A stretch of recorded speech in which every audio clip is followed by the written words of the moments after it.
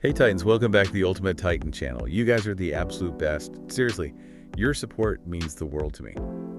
Today, we're diving into something that's both awe-inspiring and a little bit unsettling, the incredible advances in artificial intelligence. It truly is a fascinating time to be studying intelligence. Right, we're seeing AI do things we never thought possible, but here's the thing. It's not thinking like us. No. It's making weird mistakes, Yeah. lacking the kind of deep reasoning we take for granted. It's almost like we've stumbled upon a new kind of intelligence that we barely understand. That's a great way to put it. It's alien in a way, powerful but also strangely flawed, and that's precisely why we need what some are calling a science of intelligence. Okay, now that sounds intriguing. A whole science dedicated to intelligence. Exactly. We need to bring together fields like physics, math, neuroscience, psychology, computer science, all the tools we have to truly grasp what intelligence is, whether it's biological or artificial. So it's not just about building better AI, it's about understanding the very nature of intelligence itself. Absolutely, and in this new science could unlock secrets of the human brain as well. Let's unpack this. What are some of the biggest hurdles AI needs to overcome to truly match the power and efficiency of the human brain? One of the most glaring differences is data efficiency.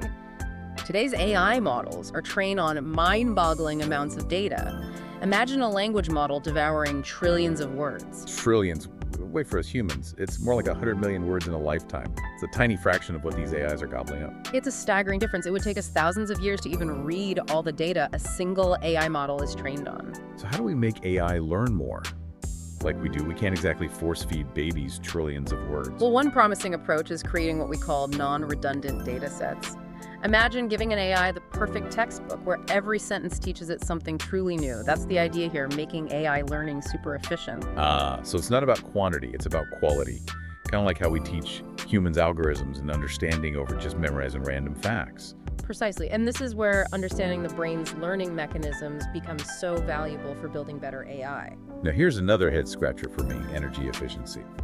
Our brains run on a measly 20 watts, dimmer than a light bulb. But training a large AI model can guzzle millions of watts. It's like comparing a candle to a power plant. It's a great analogy, and this huge difference comes down to the fundamental difference between digital and analog computation. AI relies on these lightning-fast bit flips, which, according to the laws of physics, consume a lot of energy. So our brains are like these incredibly efficient, low-power machines. Exactly. They've evolved to compute just in time using these amazingly efficient intermediate steps, and they leverage the native physics of the universe. For example, neurons directly add voltage inputs, taking advantage of electromagnetism. Wow, so to make AI more energy efficient, we need to draw inspiration from the brain's analog approach and figure out how to match computation to the underlying physics. Absolutely, and recent discoveries about the brain's predictive energy allocation system are particularly exciting. Wait, predictive energy allocation? What's that? It turns out the brain can anticipate its future energy needs and deliver the precise amount required at the right place and time. It's like having a super smart power grid inside your head. That's wild. But here's a radical thought. What if we could completely bypass the limitations of biological evolution when it comes to intelligence? What if we could build something entirely new? Now you're talking. Some researchers are exploring the mind-bending idea of quantum neuromorphic computing. Imagine harnessing the strangeness of quantum mechanics to build computers that mimic the brain's structure but operate on principles evolution never had access to. Hold on. Quantum computers, are we talking atoms and photons instead of neurons and synapses? Exactly. These quantum systems could unlock incredible capabilities in terms of memory and information processing. Imagine quantum associative memory or quantum optimizers. These are things that could revolutionize AI. Okay, my brain is officially doing backflips now, but let's get back down to earth for a second. Even if we build AI that perfectly mimics the brain, there's still a big problem. Explainability. We often don't really know how these models work, even when they're producing amazing results. You've hit on a crucial point. A great example of this is our own retina. We've built incredibly accurate models that can replicate decades of neuroscience experiments, but understanding the underlying mechanisms remains a challenge. All right, now this is where I get really curious. Let's try a simple experiment. Follow my hand with your eyes ready. Okay, following it. Whoa, what just happened? Your hand suddenly changed direction. Did you notice how jarring that felt? Your brain registered a violation of Newton's first law of motion, the idea that objects in motion tend to stay in motion. What's amazing is that your retina, the part of your eye that detects light, actually flags this violation before your brain even processes it. Wait, our eyes are doing physics calculations? That's incredible. In a sense, yes, and this is where explainable AI techniques come in. We can use them to probe these AI models like the retina model and uncover the specific subcircuits responsible for functions like detecting motion anomalies. So it's like reverse engineering the AI to understand how its brain works. Exactly, and by applying these techniques to models of the brain itself, we can potentially unlock new insights into how our own biological intelligence functions. Some researchers are even working on a massive project to build a digital twin of the entire primate visual system and use explainable AI to decipher its secrets. That's a huge undertaking. But imagine the possibilities if we could truly understand how our visual system works. It's mind-boggling, and it leads to another fascinating frontier, the idea of melding minds and machines, of creating a two-way communication channel between our brains and AI. Now that sounds like something straight out of science fiction. Are we talking about actually reading minds? We're getting there. Imagine being able to decode the images a mouse is seeing, to literally see the world from its perspective, or even write neural activity patterns into its brain to induce specific hallucinations. Hold on, are you saying we can actually control what a mouse sees by manipulating its brain activity? It's already been done. Researchers were able to induce these controlled hallucinations by manipulating just 20 neurons in the mouse's brain. It's like we've learned a tiny snippet of the brain's language and can now whisper instructions directly to it. Wow, that's both incredible and a little bit terrifying. It opens up so many possibilities for understanding, treating, and even augmenting the brain. It's a powerful technology with huge potential, but also one that requires careful consideration of its ethical implications. Absolutely. Yeah. But it's also a testament to the incredible progress we're making in understanding intelligence. And it makes me wonder, what does the future hold for a world where AI and human intelligence become increasingly intertwined? This has been an absolutely mind-blowing discussion, and I can't wait to hear more in part 2. But before we go, make sure you hit that like button, subscribe to the Ultimate Titan channel, and share this episode with your friends. And don't forget to leave a comment below with your thoughts and questions. We love hearing from you. See you in part 2, Titans. It's truly remarkable how far we've come in understanding the brain and building intelligent machines. I'm still trying to wrap my head around everything we discussed in part 1. It feels like we're on the verge of something truly transformative, but it's also a bit daunting, right? Yeah. I mean, if we can control what a mouse sees by manipulating just a handful of neurons, what does that mean for the future of human autonomy and free will? That's a profound question, and one that we need to grapple with as this technology advances. It's crucial to consider the ethical implications of our work and ensure that these powerful tools are used responsibly. However, I also believe that this knowledge can be a force for good. Imagine being able to help people with locked-in syndrome communicate or restore vision to those who have lost it. The potential for healing and empowerment is immense. You're right, it's not all doom and gloom. It's about using this incredible power for the benefit of humanity. But let's get back to the science for a minute. You mentioned this idea of a unified science of intelligence. How do we actually go about creating such a thing? It seems like such a vast and complex field. It's definitely a grand challenge, but I think the key is collaboration. We need to break down the silos between disciplines and bring together experts from physics, math, neuroscience, psychology, computer science, and even philosophy. It's like assembling the ultimate brain trust. But how do we even begin to bridge those gaps? Scientists often speak different languages, both literally and metaphorically. That's true, but I think there's a growing recognition that we need each other. Neuroscientists are realizing that they need computational models to make sense of the brain's complexity. And AI researchers are realizing that they need insights from biology to create truly intelligent systems. So it's a two-way street. We need to learn from each other. Exactly, and that's what's so exciting about this new era of research. We're starting to see the emergence of interdisciplinary centers and initiatives focused specifically on the science of intelligence. You mentioned the center at Stanford. Are there other places where this kind of groundbreaking work is happening? Absolutely, there are exciting developments all over the world. For example, the Allen Institute for Brain Science is doing amazing work mapping the brain's circuitry, and OpenAI is pushing the boundaries of what's possible with artificial intelligence. There's a real sense of momentum building. It feels like we're at the beginning of a scientific revolution. Like we're on the verge of unlocking some of the universe's deepest secrets. You've talked a lot about the big picture, the grand challenges of intelligence. What are some specific tangible things that are happening right now in this field that have you really excited?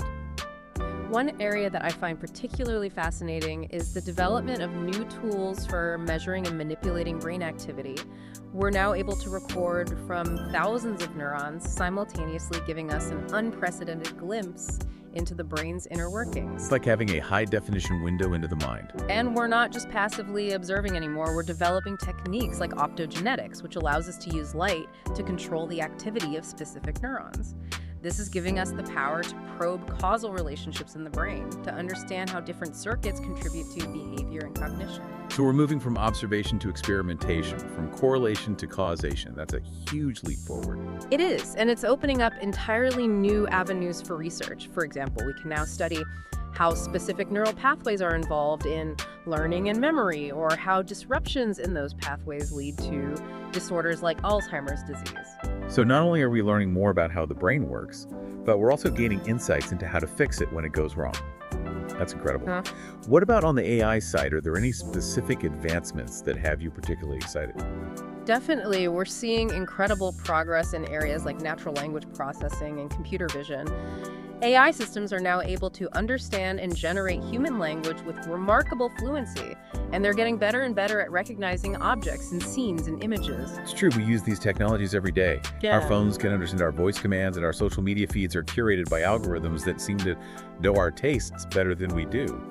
It's easy to take this technology for granted. Absolutely. We've become so accustomed to these AI-powered systems that we almost forget how revolutionary they are. But it's important to remember that we're still just scratching the surface of what's possible. So what's next? What are the big breakthroughs you're hoping to see in the next decade or two? One of the holy grails in this field is to create AI systems that can truly learn and reason, like humans. We want AI that can understand context, solve novel problems, and even be creative. So not just mimicking human intelligence, but actually surpassing it in some ways. Is that even possible? That's the ultimate goal for many in the field, but it's a long road ahead. We need to develop new algorithms and architectures that are inspired by the brain's incredible flexibility and adaptability. There are many different approaches being explored. Some researchers are focusing on reinforcement learning, where AI agents learn through trial and error. Others are trying to build AI systems that can model the world, similar to how humans build mental models of their surroundings. It sounds like there's no one-size-fits-all solution. We need to explore all these avenues and see what works. But let's shift gears for a moment and talk about another area that's both fascinating and a bit unsettling. Brain-computer interfaces, or BCIs, is the stuff of science fiction, right? Connecting our brains directly to machines. It sounds futuristic, but BCIs are already being developed and tested. Researchers have created devices that can allow paralyzed patients to control robotic arms with their thoughts, or even communicate by typing with their minds. Wow, that's incredible. But it also raises some serious ethical concerns. I mean, if we can read and write information to the brain, what does that mean for privacy, autonomy, and even our sense of self? You raise some very important points. It's crucial that we establish clear ethical guidelines and safeguards to ensure that BCI technology is used responsibly and for the benefit of humanity. We need to have open discussions about the potential risks and benefits and involve the public in these conversations. You're right, we can't just let this technology develop unchecked, but let's focus on the positive for a moment. What are some of the potential benefits of BCIs that have you excited? The potential is vast. Imagine being able to restore movement to those who have lost it, or to help people with severe disabilities communicate and interact with the world. BCIs could also revolutionize education and healthcare.